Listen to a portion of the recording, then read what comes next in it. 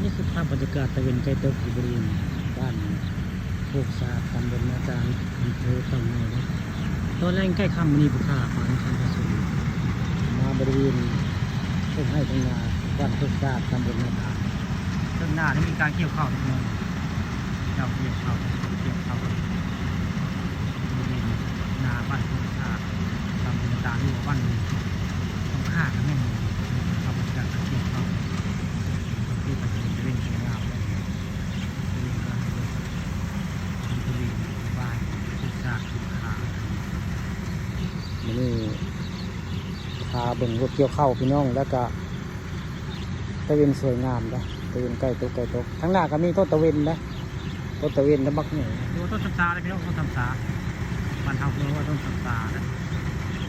ต้นตะเวนก็แม่นมีที่ภาพบรรยากาศตอนนี้ใกล้ค่ำนะ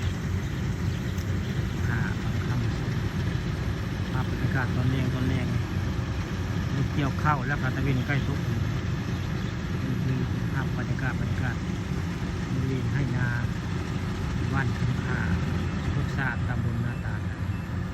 นี่คือภาพบรรยากาศตอนนี้บรรยากาศตอนแรงใกล้ค่ำกันปฏิกรรมประชมเอาภาพบรรยากาศรถเกี่ยวข้าวไม้เบิ่งไม้ชมแล้วก็ตะเวนนะตะเวนสวยงามตะเวนกระต่ำลงที่เราเนี่ยจะเป็นกระต่ำลงนะตะเวนกลางสิตก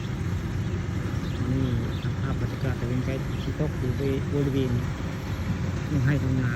บ้านคำขาโคกสาหรือบ้านม่วงก็ไม่เหมือนเลยนาม่วงคำก็ไม่ได้